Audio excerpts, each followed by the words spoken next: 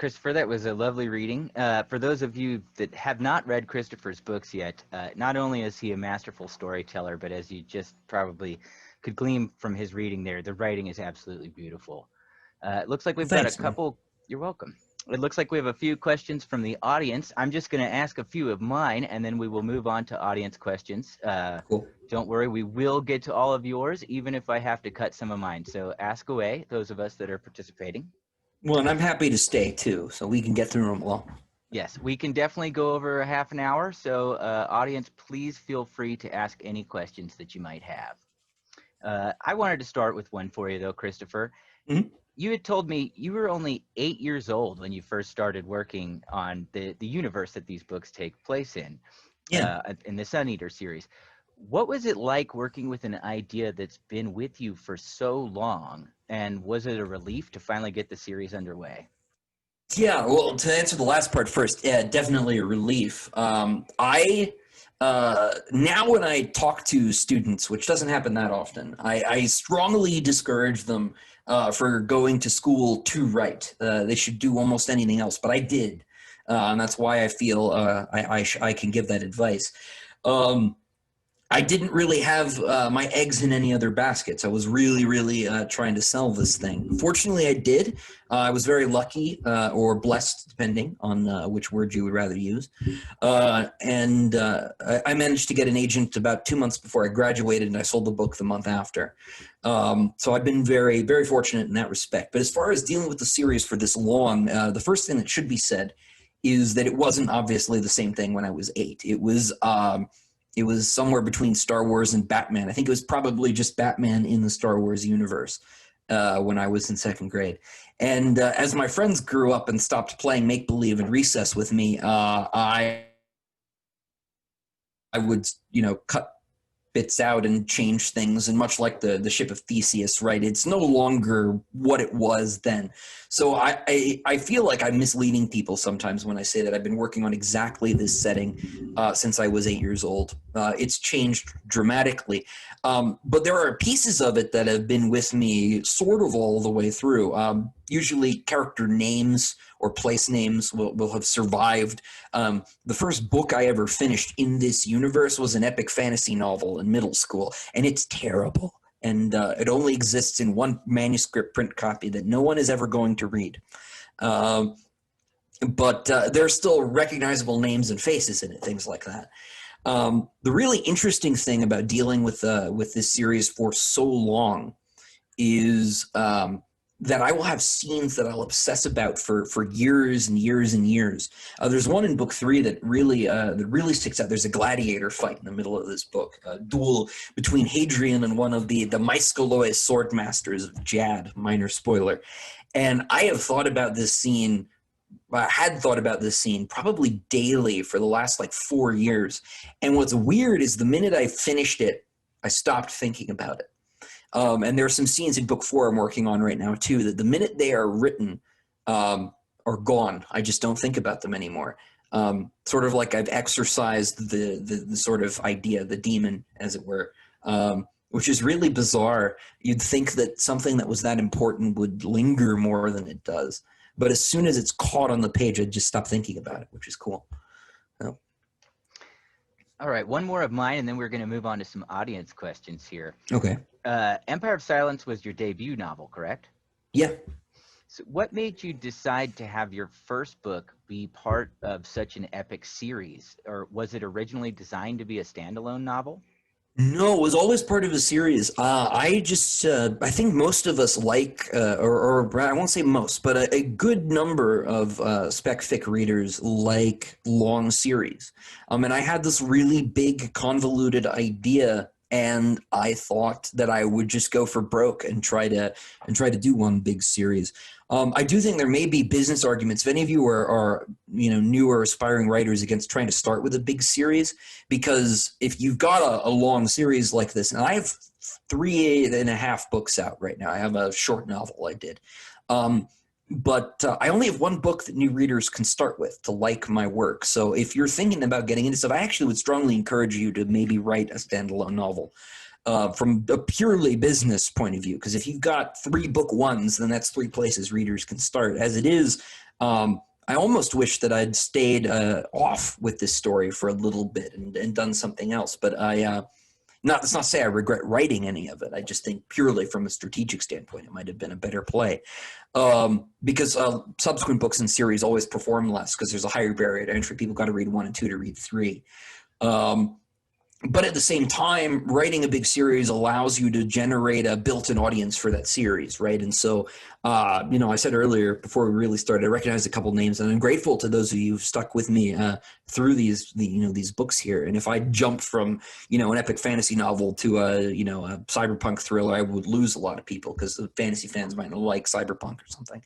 So there's sort of a business strategy angle to it as well. And I think it's one of those things writers don't like to talk about.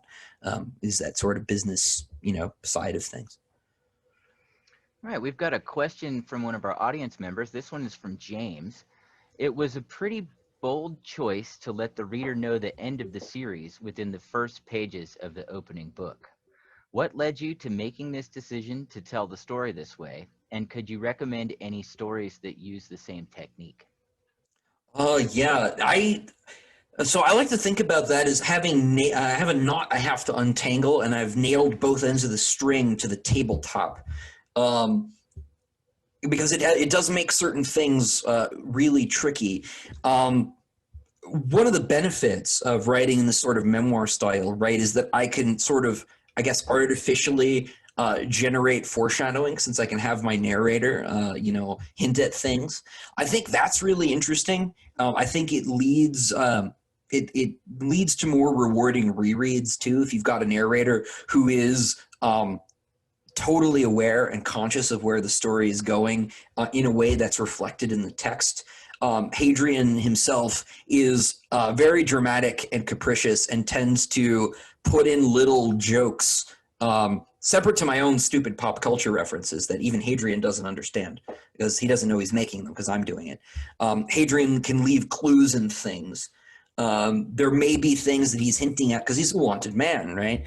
That are not explicitly obvious in the text. And so I think, while I may have told you where the series is going in this one respect, there's a lot about how that journey unfolds that's totally mysterious. There's a persistent strain in negative reviews of the series where people are like, gave away the ending, boo, boring. And I always laugh at those, and I look at them and I'm like, oh, you really guessed everything from the next 5,000 pages by reading the first 3. I wish I were so clever.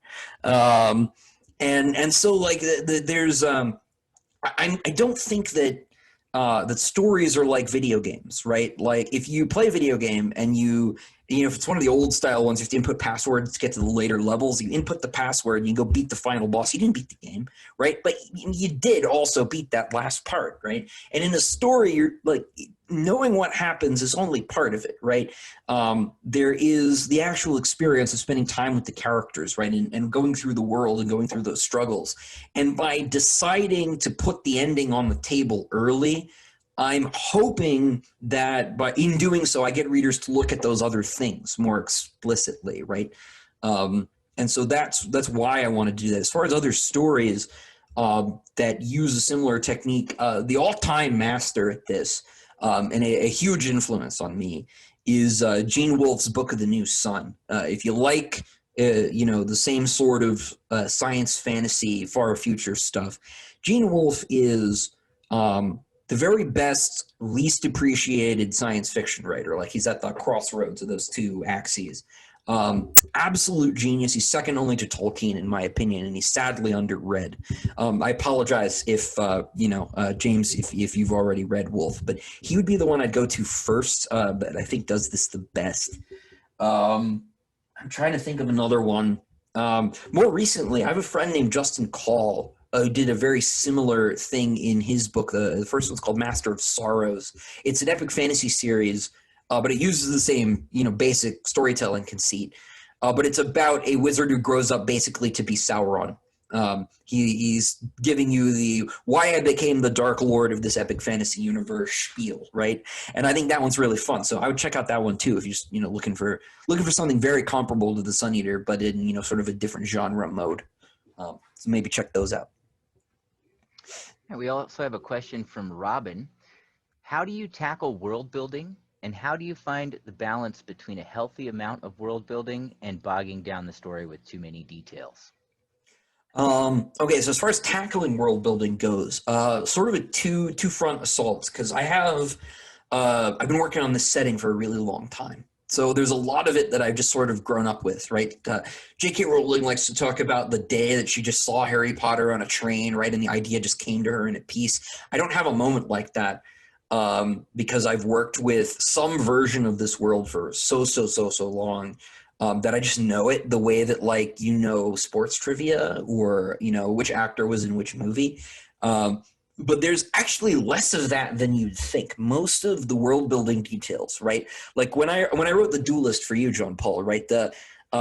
Which is about a sword fight using these sort of, improved lightsabers that they've got in the universe, right? And I really wanted to explain a little bit about the technology of those swords, but a little bit about how having a blade that can cut without any force changes the fighting techniques, because I've got a background in fencing too.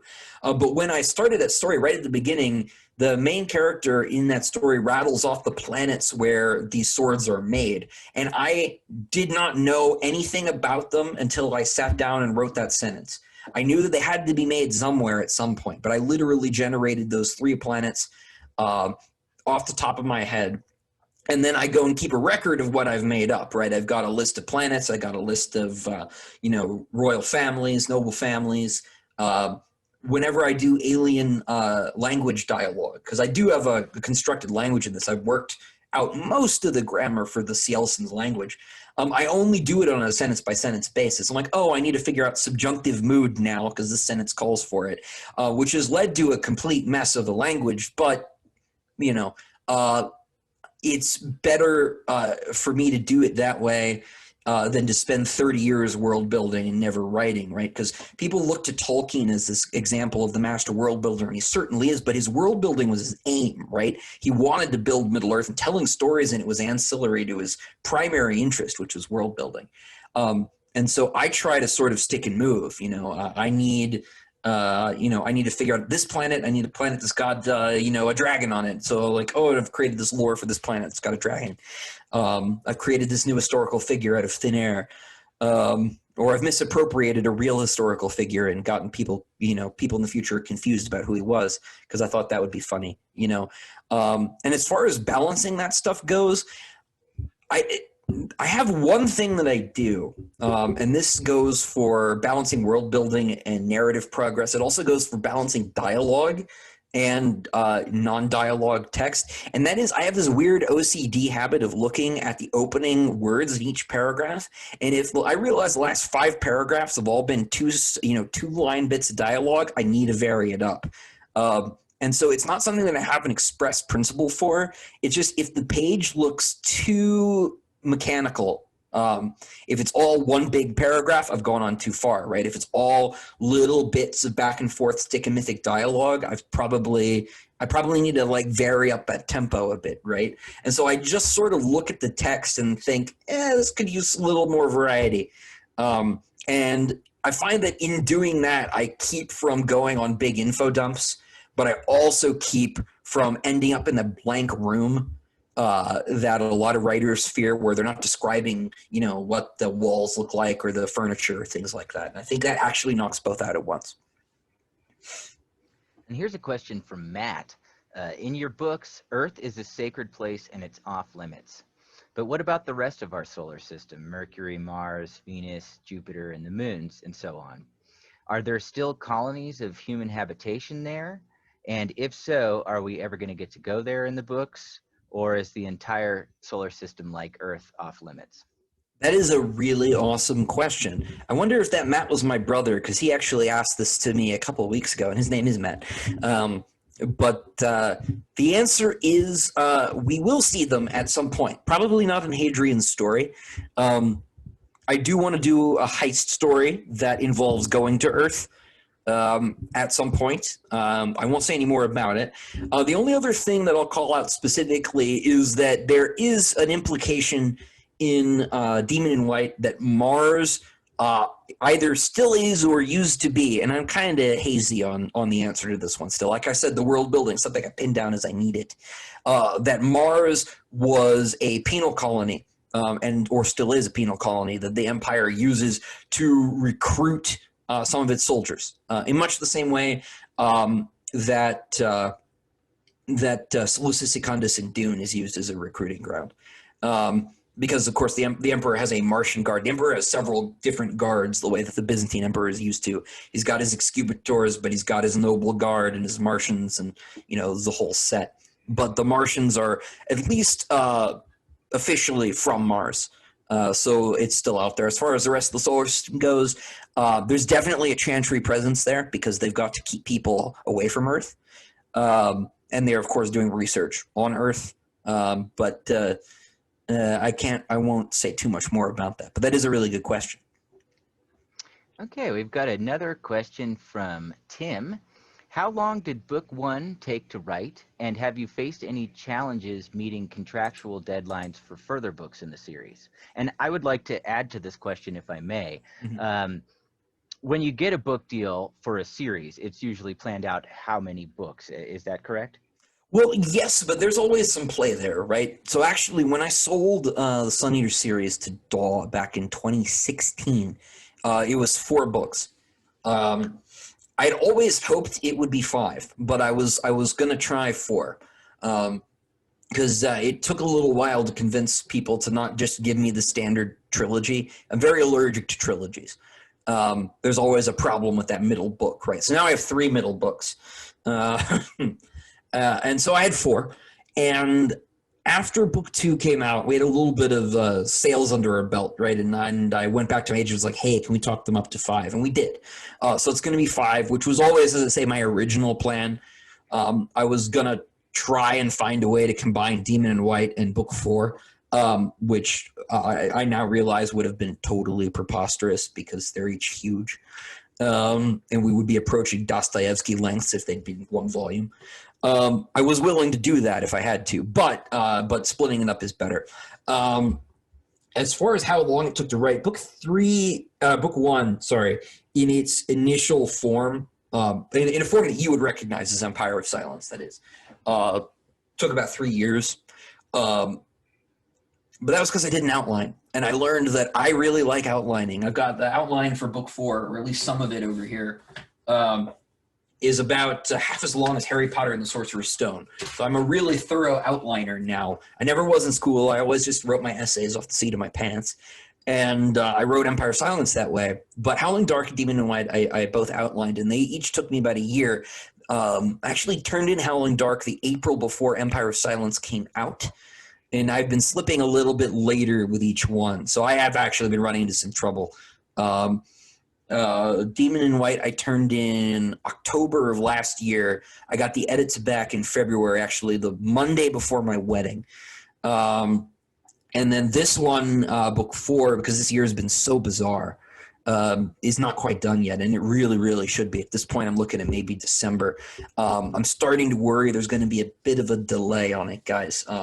Just because of how weird things have been. My wife was pretty sick too, and it took a couple months out of me. So yeah, it's been slipping a little bit, but I am back on the writing wagon, or off the writing wagon. I don't know, however that one works now, and so things have been moving more smoothly on 4 again. So I think by the end of the year it'll be done. And for the fans out there, just received a wonderful story from Christopher this morning, which will be produced on our podcast soon. So even if you have to wait for book 4, there's plenty of good stuff, as well as a lot of tie-in short stories that you can find in anthologies. Yeah, there are about a dozen out now, and I'm actually going to start collecting them too. So we'll have a couple little ebook collections soon. And if you go to Christopher's YouTube channel, there's a wonderful video about the tie-in stories to kind of give you their chronology and where to start for what you're interested in. Here's a question from China.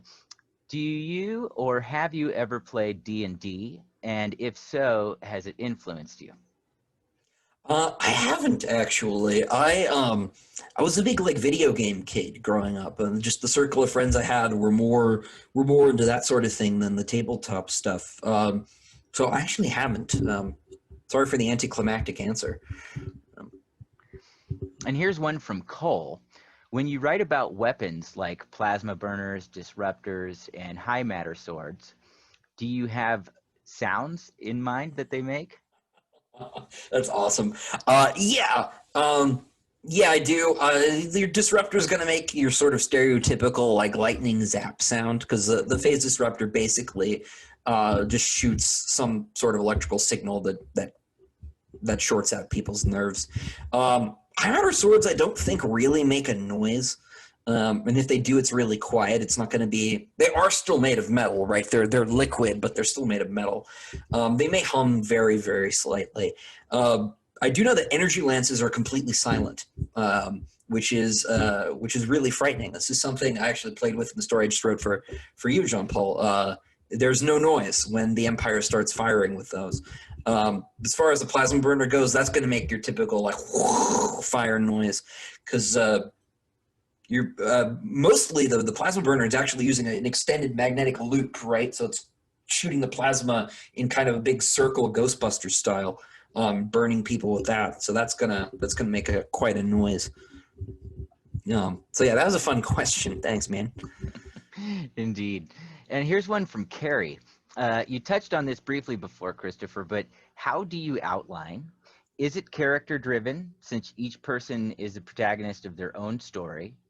And where can we get autographed copies of your book? Still in Raleigh at the store you partnered with? To the latter part of that, I will see if we can get book plates for you guys for Christopher's novels. But for the rest of that, I will defer to you. Yeah, we definitely can do some book plate thing. Quail Ridge will work too. I know Carrie lives in Raleigh, so that might be easier for Carrie. But yes. Anyway, moving on. As far as the outline goes, so it's actually more plot driven. I don't want to show you obviously in great detail, so I'm just gonna very quickly. Right, these black lines are each chapters, and now we're moving that away. No one go rewind. Actually, that's not a bad page. But anyway, so I've got it broken down by chapter and then by scene, and then I'll list which characters, the important characters, are in the scene. And then so I'll break that down into what happens, right? Just basically at the plot level. If there's some very important emotional character through line point, I'll make a note of that and I'll break that down. And I'll make little like sub notes about things I need to keep in mind for later or just general world building points, but it's very plot driven actually. And the reason I do that, I think, is because I actually struggle with keeping plot in line more than anything else. Because my real like vice is getting stuck somewhere and going on and on about what a character thinks or feels. And some of that's great, right? But sometimes you've got to click on and move. So if I try to build each scene around the events of the scene, I think the tendency is I get to move through it a little bit faster. So it's hugely plot driven. And if I figure out where I'm going in any concrete sense, it's easier to do. I think a lot of writer's block is a kind of like paralysis that's induced by failure to plan, basically. And sometimes it's kind of stage fright. If you got a really big scene you've been thinking about for years, right? You'll just freeze up because it has to be perfect. But yeah, I think a lot of writer's block is just, I don't know what I want to do with this scene. So I think of my outline as a first draft, basically, a really low resolution first draft. And I wanted to ask, because this is something that I always find fascinating and that I'm interested in books, particularly large-scale space operas, in an aspect of world building.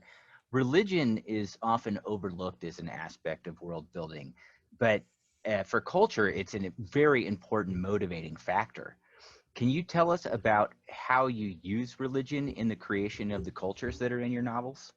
Yeah, I think that a lot of writers overlook it because it doesn't play a big role in their lives, or they're actively contemptuous of it, which in the interest of full disclosure, I was when I started writing.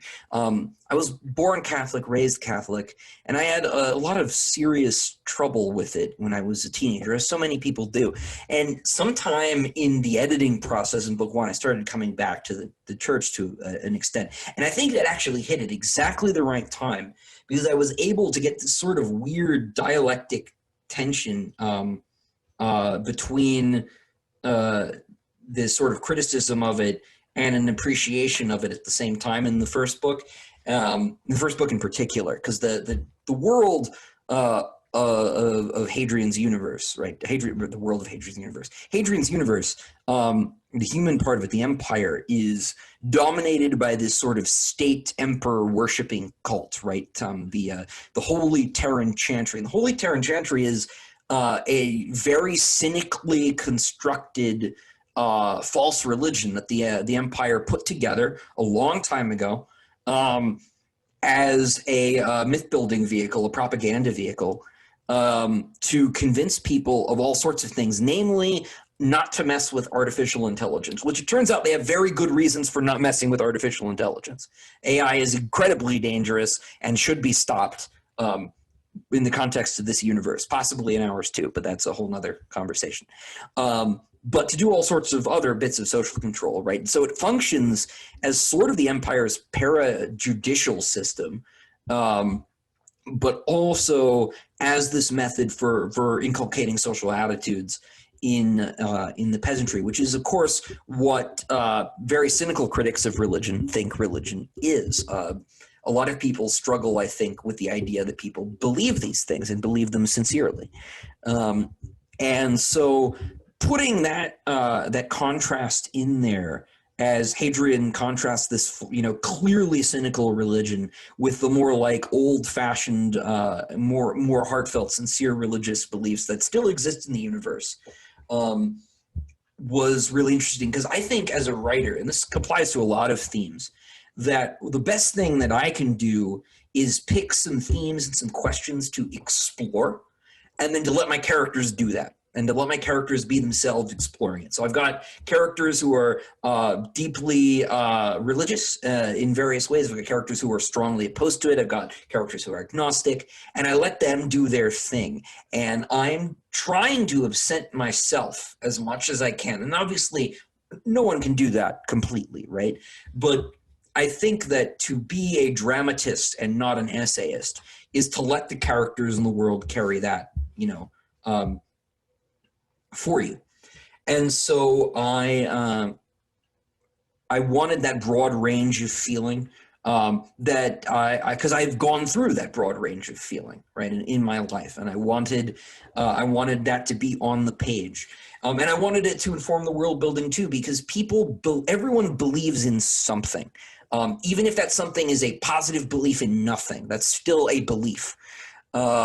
And so even though a lot of science fiction, like Star Trek, is terrible about this, by Captain Kirk's day, no one believes in anything, visibly, with a couple exceptions. I think the bad guy captain in Discovery was religious. And of course, the aliens have their own things going on. But I just don't see that being the case. I think that everybody is going to believe in something. And that's so fundamental to being human, that I think to elide it in science fiction is more fantasy than fantasy. And so I really wanted to bring that to the middle here. And I'm going to tie in my next question with one of the audience questions here. But some of the greatest science fiction books have incorporated religion, i.e. the Dune series, Canticle for Leibowitz, and so on, have incorporated religion as part of the backdrop. What are some of your favorite books that address this issue of religion, and why? And then from Robin, what space operas have you drawn inspiration from for your series? All right. Well, you said two of my favorites already. The Dune series is great, mostly because it's another great example of that cynical look at religion, and I think it is good for someone like me who is less cynical on these questions to consider the cynical angle. I love Dune. I love Frank Herbert's original 6. particularly the first four. God Emperor of Dune, if you guys haven't read that far in the Dune series, is a bizarre book, but it's a masterpiece. It's brilliant. But I like to look at Frank Herbert's work and sort of argue with it. That's what the series in a lot of ways is. Frank is very down on heroes, for instance, and I am not. But I also like Canticle for Leibowitz, which is a post-apocalyptic sort of set of 3 novellas set in a post-nuclear America, and it's about a Catholic monastery that's trying to keep the artifacts of pre-atomic civilization around when human beings sort of need them again. There's a great scene in it where a scientist in sort of the new Renaissance is visiting the abbey, and one of the monks asks if the scientist has considered St. Augustine's idea that maybe animals sort of evolved from earlier forms into their current ones, and the scientist dismisses it as unscientific and ridiculous, which makes me laugh every time I read it, right? Because Augustine does present something in the 4th century that looks kind of like a theory of evolution, but it's very much a thought experiment and not fleshed out, right? So it's not super scientific either, but it's this weird reversal in the book. It's so clever. But to get beyond the ones that you listed, another one that I think is great, and it's not so much a science fiction novel anymore as it is a dystopian novel, is Robert Hugh Benson's Lord of the World. Robert Hugh Benson was a really early science fiction writer. He was a contemporary of Wells. He was also a Catholic priest. He actually, I think, ended up being Camerlengo to the Pope in like the 1920s. Or very close to him, where he worked for the Pope directly in the 20s.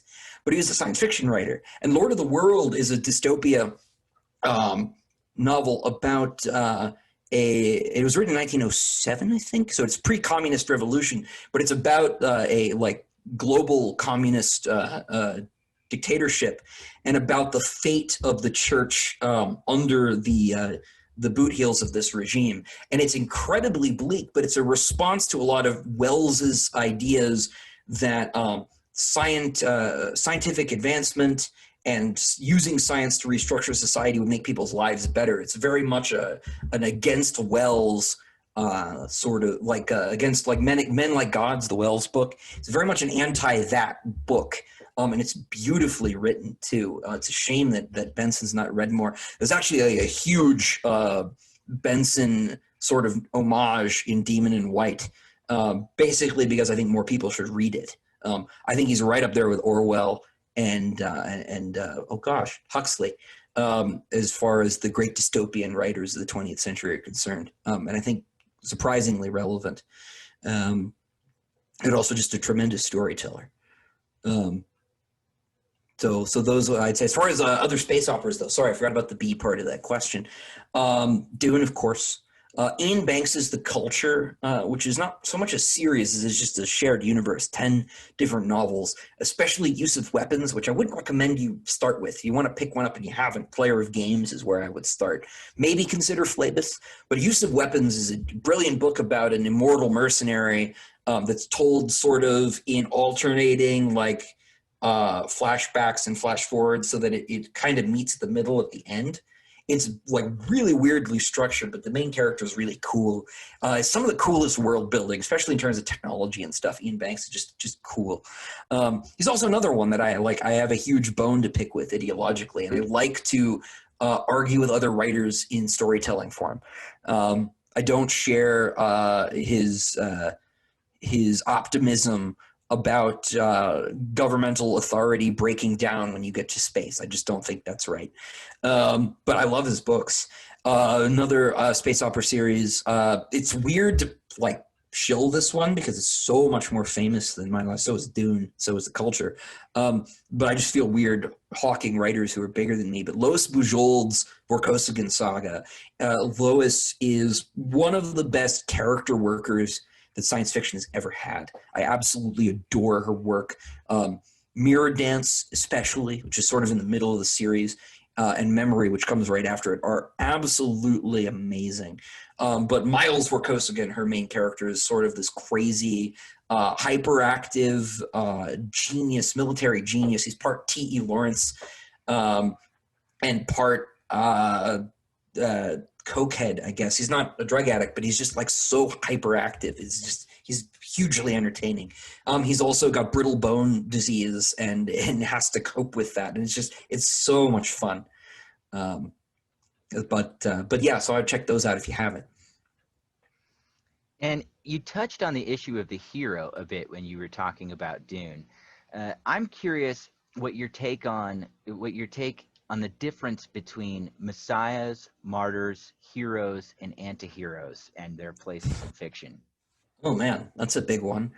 I do think that what fiction does, right, and I think this is something that philosophy and religion do as well, right, and all to different extents and different amounts of focus, is try and figure out what the right way to act is, either by providing positive examples or negative ones. I don't think that's all that literature does, and I don't think that's all that that religion or philosophy do either. But I think that the sort of hero's journey that Campbell talks about, right, is an attempt to figure out how we should act in the world, right? And so I think that heroes, anti-heroes, messiahs, the rest, these all provide us iterations of an answer to that question. And the contexts in which those archetypes are placed help to sort of map out that territory, figure out what the right thing to do is, right? And so, we get heroes like Superman are very straightforward. Like, there are clear virtues in a classic Superman story that are clearly admirable and worthy of imitation. With someone like the Punisher, right? And superheroes are so maximized in their relationship to these tropes and stuff that they're really good examples. The Punisher obviously goes about things in what I would think is the wrong way, right? He's chewing through people with lethal force, absolute brutality, and no mercy, no pause for judgment, right? It's just done. There's still something perversely admirable about that, right? In certain circumstances. I love the Daredevil show on Netflix, and when the pawn shop owner tries to sell him child porn, he turns around and kills the guy on the spot. Awesome, very cathartic. But still probably like that guy should have gone to, get the king's justice, right? Gone to court. But there's still something admirable there, right? So all of these different relations to heroic virtue that these characters give us tell us something about how we should behave, right? And in terms of the Frank Herbert thing, right? Dune fundamentally is a story about how we shouldn't trust charismatic hero figures. And of course, sometimes we shouldn't. But at the same time, he was saying that because we were looking at characters like Buck Rogers and John Carter, and he was like, if I were a Martian, I'd be pretty dubious if this John Carter guy showed up. And he's right? Paul totally annihilates Fremen culture, right? He completely changes it, although he changes it by turning Arrakis into a garden paradise world, but whatever. That's a little strange and makes it harder to empathize with the theme of Dune, I think. But I wanted to see if I could put heroes back together in a sense.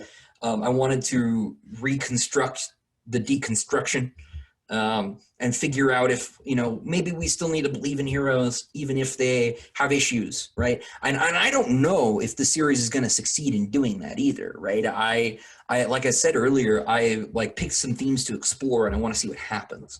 I'm trying to run the Sun Eater like an experiment. That way I'm not preaching at anybody.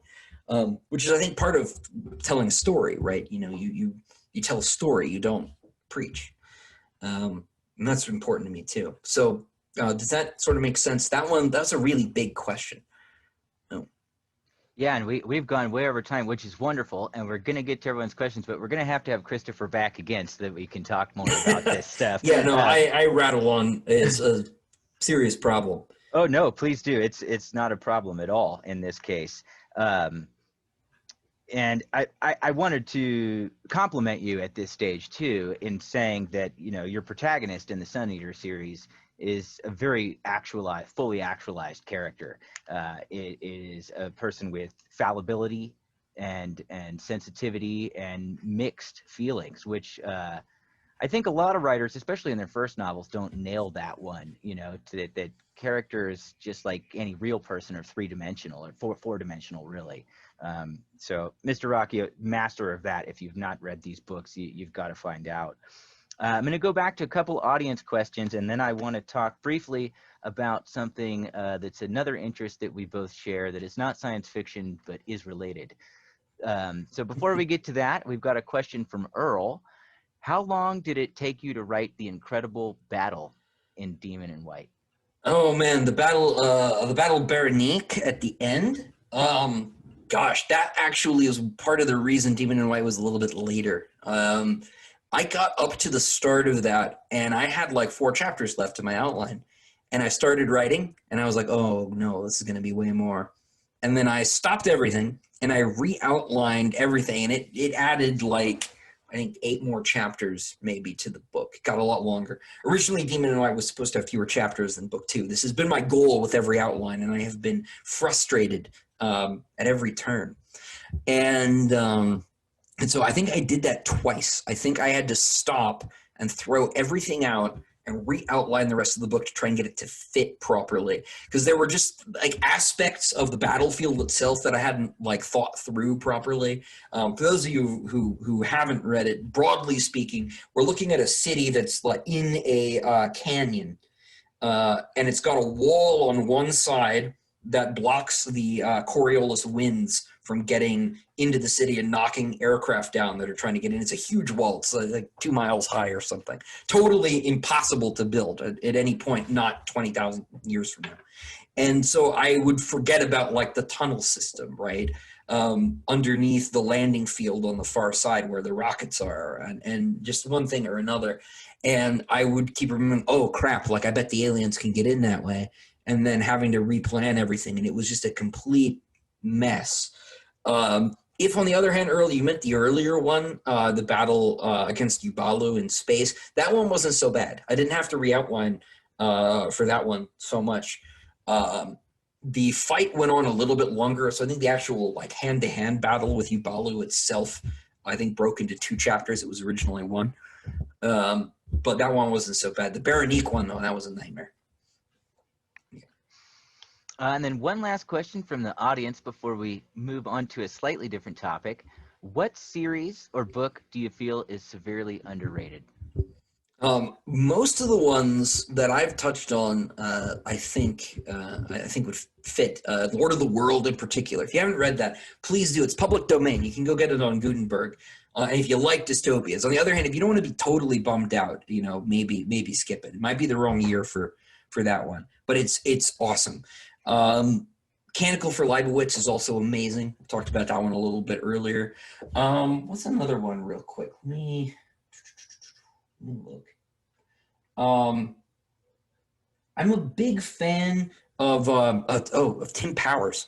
If you guys haven't read Tim Powers, he's, I think, probably the greatest living fantasy writer, maybe second after Guy Gavriel Kay. But I love Tim Powers, and he did a book called The Stress of Her Regard, which is, I think, the best vampire book that's not Dracula. And since it's October, we're getting close to Halloween, seems appropriate. It's about the Romantics, right? Mary, Percy Shelley, Lord Byron, John Keats, and their relationship with vampires.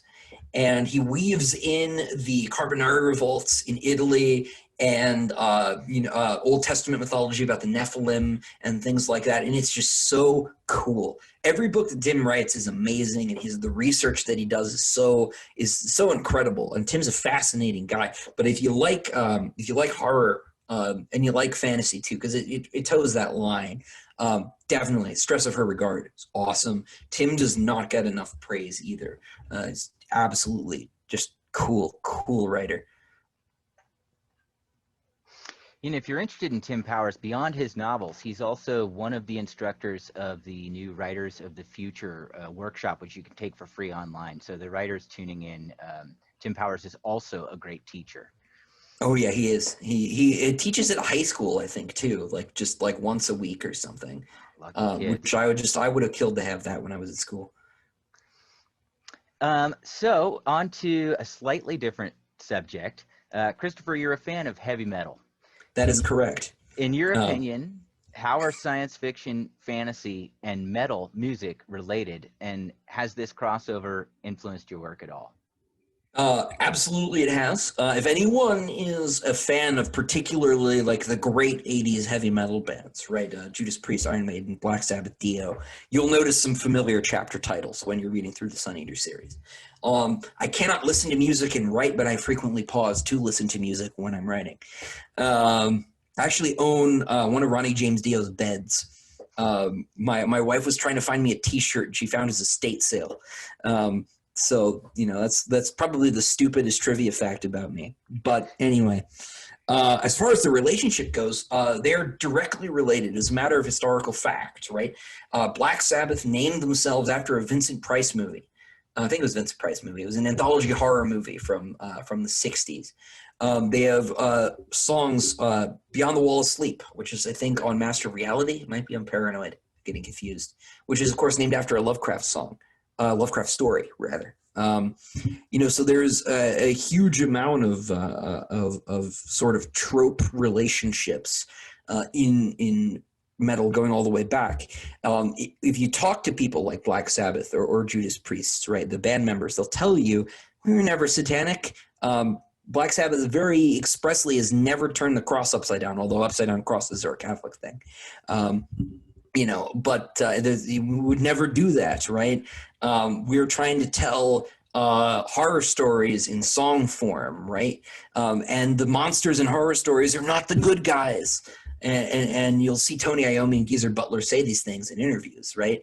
They wanted to do, pulp fiction genre stories as songs. And if you listen to like Judas Priest, right? Starbreaker is about a guy who comes down from space and is cruising around. Painkiller is about a weird cyborg that comes down from space to wreak havoc. These are all like weird sci-fi horror like character stories, right, in song form. Dio is hugely into like the medieval chivalric literature. Holy Diver is a science fictional retelling of the Christ story. I'm not sure that comes across very clearly, right?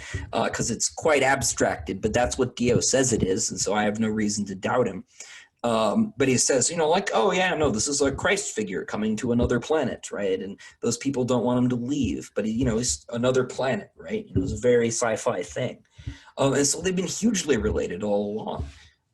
More so, I think, than heavy metal had anything to do with the occult. It had something to do with science fiction.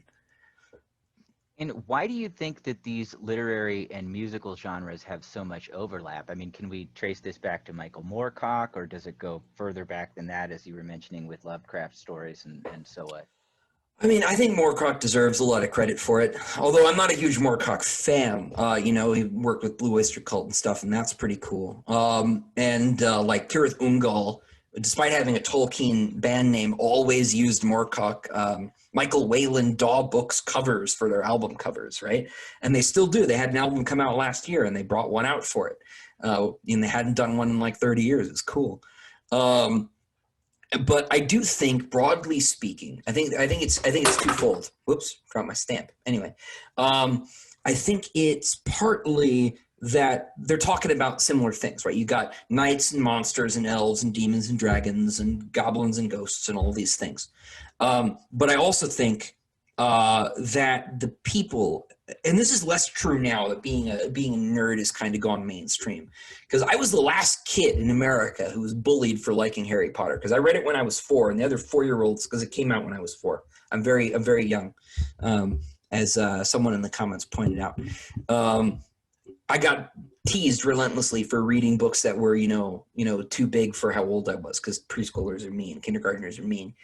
And I watched these same people who used to literally shove me in lockers become bigger Harry Potter fans than me. I was like, oh, you posers, right? I also might have been the first hipster, which is not cool. But I think, and I think this is true, mostly the people a little bit older than me, that the metal kids and the sci-fi kids were the same kids, right? They were, sort of back of the classroom, who didn't get picked for the football team, that sort of thing. And these things, represented a way out, right? A way to be something more than just that kid in the classroom. Because Lord knows I was that kid, right?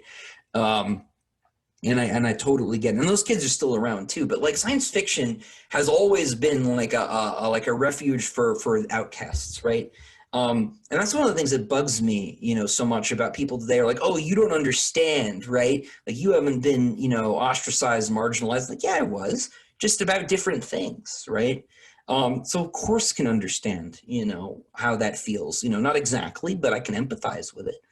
And I think science fiction, I think metal too, has always like been a refuge for those people who didn't feel like they quite fit somewhere. And I think that's a good thing. I think it's probably the best thing about the science fiction community is that it was always, it was always people who didn't feel like they belonged anywhere, and so they found a place to belong with each other. And I think that's awesome. And I think both of the art forms sort of did that for people. And in relation to what you just said, in the 70s, funk music also became more influenced by science fiction. If you're not a funk fan, that's okay. The question is broader. Do you think that science fiction in general around the 70s started making more of an impact on culture at large? And do you think that the influence that it had on heavy metal and funk were coming from different places or the same place? It's probably coming from the same place. Now, I don't know a lot about funk music, so I can't speak to it too directly. But I do know that, this is the period where you see Frodo lives graffitied in subway stations, right? That was a pretty famous meme at the time. And, like Zeppelin was real into Tolkien, right? And that's a whole weird thing in itself, right? Because, Tolkien's this sort of very straight-laced, tweed-wearing Oxford Don, and all the hippie rockers are falling in love with Lord of the Rings. It's an amazingly strange thing.